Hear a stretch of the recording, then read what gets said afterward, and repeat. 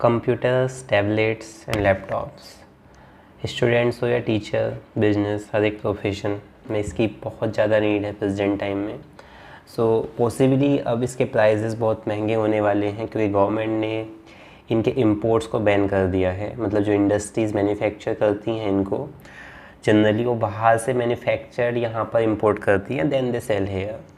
तो अब जो इनका इंपोर्ट्स है उससे क्या क्या इम्पैक्ट पड़ने वाले हैं, ठीक है, समझते हैं इस वीडियो में, जानते हैं। So welcome to this topic. हम इसमें क्या क्या पढ़ने वाले हैं। Why has government called for PC import curb, क्यों गवर्नमेंट ने पीसी पर इंपोर्ट कर्व्स लगाए हैं, क्यों गवर्नमेंट नहीं चाहती कि हम पीसी इंपोर्ट करें। उसके अलावा किस तरीके से इम्पैक्ट करेगा फॉरेन प्लेयर्स पे, जो कंपनियां बेसिकली फॉरेन कंपनियां हैं, जैसे एप्पल हो गई या HP, लेनोवो, कोई सी भी कंपनी है, किस तरीके से उन पर इम्पैक्ट करने वाला है। और डोमेस्टिक मैन्युफैक्चर इंडस्ट्रीज़ किस डायरेक्शन में जाने वाली है इस स्टेप के बाद में। तो फ़िलहाल 3 अगस्त को गवर्नमेंट ने स्टेप लिया था, बट जो मैन्युफैक्चरर्स हैं उनकी रिक्वेस्ट पे गवर्नमेंट ने इसको कर दिया है बढ़ा के नवंबर, मतलब नवंबर से ये अप्लाई हो जाएगा, क्योंकि नवंबर तक दीपावली का टाइम, उस समय पे इनकी बहुत ज़्यादा सेल होती है। तो तब तक गवर्नमेंट ने इसको स्टॉल किया है, then they will continue this curb. Global companies operating in India have sought that the implementation to be deferred by 9 to 12 months।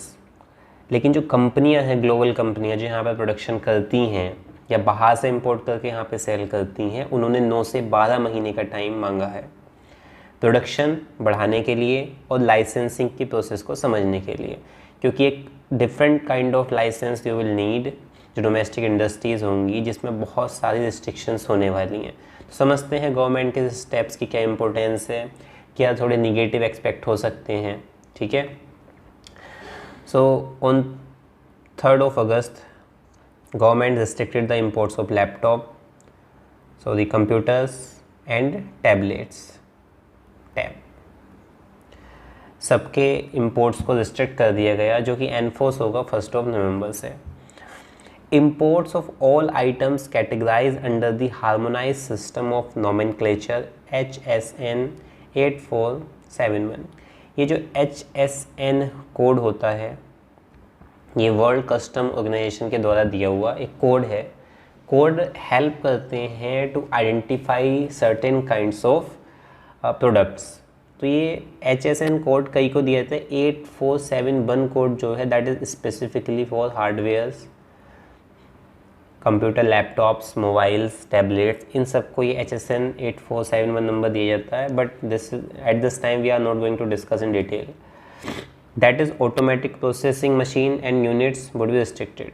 तो इस कोड के अंदर क्या होता है, जो डेटा प्रोसेसिंग मशीन और यूनिट्स होंगी उनको रिस्ट्रिक्ट कर दिया जाएगा, उनके इंपोर्ट पर रिस्ट्रिक्शन लगा दी जाएंगी। फाइनली दिस आइटम्स में be imported if they serve as an essential part of an entities capital good. तो केबल तभी इंपोर्ट कर सकते हैं, वो भी विद वैलिड लाइसेंस, अगर कोई ऐसा एसेंशियल पार्ट है। Without that part capital good creation is not possible. मतलब एक सर्टेन पार्ट है, लैपटॉप उसके बिना इनकम्प्लीट है, तो that hardware we can import, otherwise there will be no import.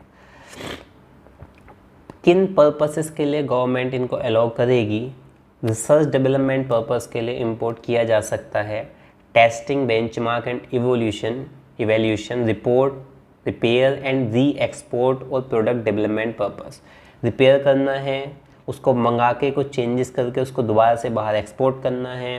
Product को डेवलप कर रहे हैं तो उसके लिए रिसर्च करनी है, फर्दर कुछ इंग्रेडिएंट्स चाहिए, कुछ लर्निंग पर्पस के लिए, then you can import. But उसमें भी एक टर्म है, द इंटेंटेड यूज़। जब आप जो आपको यूज़ चाहिए था वो कर लोगे, तो आपको या तो प्रोडक्ट डिस्ट्रॉय करना पड़ेगा या आपको वापस उसको बाहर भेजना पड़ेगा। You can't have that product with you for long. आपका पर्पस कंप्लीट होने के बाद में you have to re export और destroy the product which you have imported. अब हम पर्पस अगर जानने की कोशिश करें, वाई गवर्नमेंट डिड सो, क्यों गवर्नमेंट ने ऐसा किया है, तो सबसे पहला पॉइंट इसमें है कि हम चाहते हैं कि इंपोर्ट डिपेंडेंसी हमारी कम हो जाए। इंपोर्ट डिपेंडेंसी कम होने के मल्टीपल फैक्टर्स होते हैं किसी कंट्री के लिए। सबसे पहला देखते हैं कि trusted hardware and system that increase domestic manufacture of product. सबसे पहले trust that belongs to the security reason. बाहर से अगर हार्डवेयर सिस्टम डेवलप होकर आते हैं तो there can be security concern with that, जिससे बहुत सारे प्रोडक्ट मेड इन चाइना होते हैं and we are in a kind of trade war और war like situation with China. So trust deficiency होती है, तो हम यहाँ पे जितना ज़्यादा से ज़्यादा मैन्युफैक्चर करेंगे तो वो सिक्योरिटी एनहेंस हो सकती है किसी भी इलेक्ट्रॉनिक प्रोडक्ट की। उसके अलावा डोमेस्टिक मैन्युफैक्चर प्रोडक्ट्स को बढ़ाना, ये आत्मनिर्भर भारत कॉन्सेप्ट आप मान सकते हैं, या मेक इन इंडिया। हमें ज़्यादा से ज़्यादा प्रोडक्ट यही बनाने हैं। अब इसका फ़ायदा थोड़ा इकोनॉमिकल टर्म्स में हम समझ लेते हैं कि क्या फ़ायदा होने वाला है इस चीज़ से। देखिए सिंपल सी बात है, अगर हम किसी भी प्रोडक्ट को एक्सपोर्ट करते हैं तो हमें डॉलर्स में या बाहर की करेंसीज़ में पैसे आते हैं। एट द सेम टाइम अगर हम इंपोर्ट करते हैं तो हमें फ़ॉरेन करेंसी को स्पेंड करना पड़ता है, मतलब डॉलर हमारी कंट्री से बाहर जाएगा। और जो फॉरेक्स रिज़र्व होता है हमारा, आरबीआई जो फॉरेन करेंसी या डॉलर अपने पास में होल्ड करके रखती है, ठीक है, वो लिमिटेड होता है अमाउंट, उसको हम स्पेंड करते हैं बहुत एसेंशियल चीज़ों पे जो हमारे पास इस समय नहीं है, जैसे पेट्रोलियम रिलेटेड प्रोडक्ट, ठीक है, वेजिटेबल ऑयल हम काफ़ी इंपोर्ट करते हैं, और भी कई सारे जो एसेंशियल इंपोर्ट हैं उनको हम इस फॉरेन रिज़र्व से, फॉरेक्स रिज़र्व से मंगा सकते हैं। बट जिनका पोटेंशियल हम में है, हम ट्राई करेंगे कि उसमें हम सेल्फ सफिशिएंट हो जाएं। इंपोर्ट डिपेंडेंसी जितना रिड्यूस होता है, ठीक है, उतना कंट्री को बेनिफिट होगा, स्पेशली कंट्री लाइक इंडिया। उसके अलावा जब हम इनको एक्सपोर्ट करेंगे तो मोर and more foreign currency will come, ज़्यादा से ज़्यादा डॉलर में हमारे पास में पैसे आएंगे, जिससे फॉरेक्स रिजर्व बढ़ता चला जाएगा और that will add to the growth in India. उसके अलावा गवर्नमेंट ऑफ इंडिया ने PLI स्कीम स्टार्ट करी थी for IT hardware in May this year. Production link incentives. Production link incentives क्या होते हैं? अगर कोई कंपनी प्रोडक्शन करती है, जितना ज़्यादा प्रोडक्शन करेगी उस प्रोडक्शन के अकॉर्डिंग उसको इंसेंटिव प्रोवाइड कराए जाते हैं। तो डोमेस्टिक मैन्युफैक्चरर्स जितना से ज़्यादा प्रोड्यूस करेंगे ये चीज़ें अब बैन होने के बाद में, तो उतना ज़्यादा से ज़्यादा उनको इंसेंटिव मिलेगा, मतलब उनको एडिशनल फ़ायदा मिलेगा, जिससे ओवरऑल डोमेस्टिक प्रोडक्शन बूस्ट होगा। हमारा जितना डोमेस्टिक प्रोडक्शन होता है तो वो सब ऐड होगा GDP ग्रोथ में। हमारा $5 ट्रिलियन इकोनॉमी का जो एक एम है उसको अचीव करने के लिए this is very important. It was explained in the Gazette that with domestic demand for electronics hardware, जो डिमांड है that is expected to rise approximately $300 billion by this year। इतनी ज़्यादा डिमांड बढ़ जाएगी। अब इस डिमांड को फुलफ़िल करने के लिए, क्योंकि हम देख रहे हैं आज के टाइम में इलेक्ट्रॉनिक्स का बहुत यूज़ है, स्टूडेंट्स हों, टीचर हों, किसी भी प्रोफेशन में tablets and laptops, computer, they are the need of time. So इनकी डिमांड तो ऑफ कोर्स बढ़ने वाली है। India can not afford to be the rapidly increasing forex exchange outgone account of import of electronics. जो already हमारा foreign exchange बाहर इतना जा रहा है, जिसकी हमें नीड है कुछ इंपॉर्टेंट चीज़ों को इम्पोर्ट करने में, तो गवर्नमेंट ये अफोर्ड नहीं कर सकती है कि वो सारा का सारा इन इलेक्ट्रॉनिक्स के इम्पोर्ट में चला जाए। तो ये जो हम एक टारगेट देख रहे हैं एक्सपेक्टेड राइज, इसको फुलफ़िल करने के लिए this step is necessary government की पॉइंट ऑफ व्यू से। क्या डोमेस्टिक प्रोडक्शन बढ़ रहा है हमारा अब तक, इसको देखते हैं। तो इलेक्ट्रॉनिक गुड्स का जो प्रोडक्शन है, डोमेस्टिक प्रोडक्शन, वो रियली इंक्रीज़ हुआ है, पहुंच गया $87 बिलियन। कहाँ से? $49 बिलियन से। 2016-17 से 21-22 यानी इन 5 ईयर्स ये $49 बिलियन से $87 बिलियन तक डोमेस्टिक प्रोडक्शन पहुंचा है। That's very good growth. अगर एनुअली देखें तो 15% कंपाउंड एनुअल ग्रोथ रेट इसमें CAGR देखने को मिल रहा है। नेक्स्ट जो कंट्री का इंपोर्ट है, ठीक है, वो $10 बिलियन रहा 2022-23 में, about 13% lower on the year over year basis. देखिए this is a very clear relation if you produce more, तो अगर हम यहाँ ज़्यादा प्रोड्यूस करेंगे, एफिशिएंट प्रोड्यूस करेंगे, चीप एंड क्वालिटी प्रोड्यूस करेंगे, तो क्या नीड है हमें बाहर से इंपोर्ट करने की। कस्टमर यहाँ की चीज़ों को ख़रीदेंगे, परचेस करेंगे हमारे सिटीजन्स यहाँ की चीज़ों को। तो इधर ये जब बढ़ रहा है डोमेस्टिक प्रोडक्शन, तो इसका लोअर होना ऑब्वियस है। बट चैलेंज इज़ दिस कि अब डिमांड और ज़्यादा पुश होने वाली है, तो उस डिमांड को फुलफ़िल करने के लिए we have to push domestic production more and more, जिसमें जो रोल प्ले करने वाली है वो फॉरेन कंपनीज प्ले करने वाली हैं, जिनका एक बड़ा बेस है, जो बाहर से इंपोर्ट ज़्यादा करती हैं। तो वो जब यहाँ प्रोड्यूस करेंगी तो ये दैट विल बी एंडेड।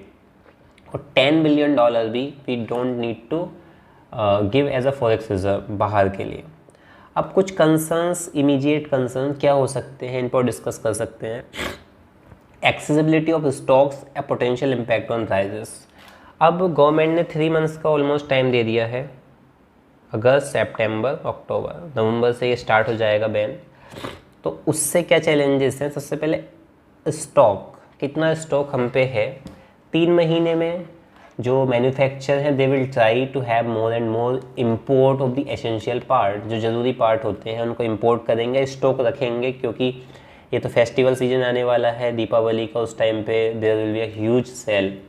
तो उसको कवर करने के लिए एक्सेस स्टॉक ज़रूरी है, और वो आगे के लिए भी ट्राई करेंगे कि उन पे स्टॉक प्रॉपर हो। बट आफ्टर दैट जब स्टॉक वो धीरे धीरे एंड होने लगेगा, क्योंकि अभी क्या है, सपोज़ करिए एवन 20% जो हमारी अगर डोमेस्टिक डिमांड है वो इंपोर्ट से फुलफ़िल हो रही है, 30% ऑफ द डिमांड इंपोर्ट से फुलफ़िल हो रही है, तो ये 30% प्रोडक्शन एकदम से स्टार्ट नहीं हो जाएगा, इट टेक टाइम। तो 30% प्रोडक्शन जब तक आएगा, उस समय पर डोमेस्टिक प्रोडक्शन जो 70% है वो 100% डिमांड को फुलफ़िल नहीं कर पाएगा। That will lead to the increase in the price, उससे प्राइस इंक्रीज़ होंगे, पोटेंशियल इम्पैक्ट ऑन प्राइजेस पड़ने वाला है। तो 9 से 12 महीने का टाइम क्यों मांगा कंपनीज़ ने, फॉरेन कंपनीज़ ने गवर्नमेंट से, ताकि वो अपना डोमेस्टिक प्रोडक्शन को रैंप अप कर सके, बढ़ा सकें और लाइसेंसिंग प्रोसेस को समझ सकें। जो पार्ट्स हैं उनके लिए एक वैलिड लाइसेंसिंग प्रोसेस होने वाली है, या if you want to learn, research करना है, ठीक है, रिपेयरिंग प्रोसेस में यू नीड दैट, तो उसके लिए भी आप लाइसेंस के थ्रू मंगाएंगे। तो उसको समझने के लिए थोड़ा टाइम मांगा, but government gave 3 month time, not 9 to 12 month time. Most of the local assemblies where the assembled desktop and some budget notebooks.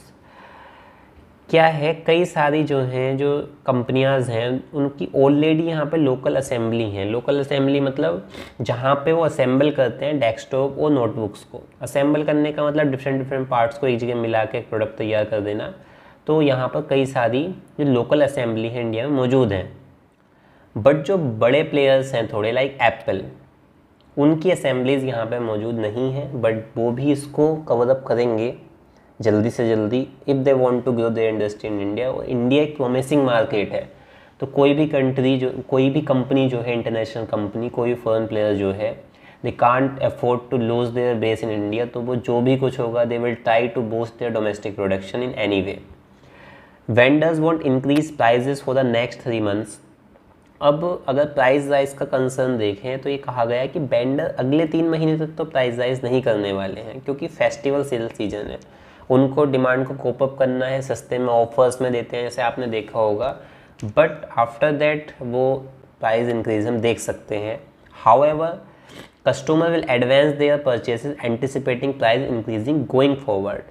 But अब जैसे आज ही सपोज करो आपने वीडियो देखी and you get this news कि अच्छा ऐसे इंपोर्ट हो गया है और अब पैसे बहुत बढ़ जाएंगे, तो कस्टमर्स जो है वो परचेज़ अभी करनी स्टार्ट कर देंगे। किसी को नेक्स्ट ईयर भी काम है, किसी को मई में काम है, किसी को मार्च में काम है, 2024 में कोई वर्क है अपनी इलेक्ट्रॉनिक डिवाइस का, तो वो अभी परचेज़ कर लेंगे, क्या पता कितना प्राइस इंक्रीज़ हो जाए। इस डिमांड से जो अभी पड़ जाएगी, जो कि बाद में पड़नी थी, उस डिमांड को कोप अप करने के लिए इतना डोमेस्टिक प्रोडक्शन नहीं हुआ, क्योंकि उस समय पे इंपोर्ट बैन होगा। ऑफ कोर्स वहाँ पे हम प्राइस राइज देखने को मिलेगा। तो that's all about today's article.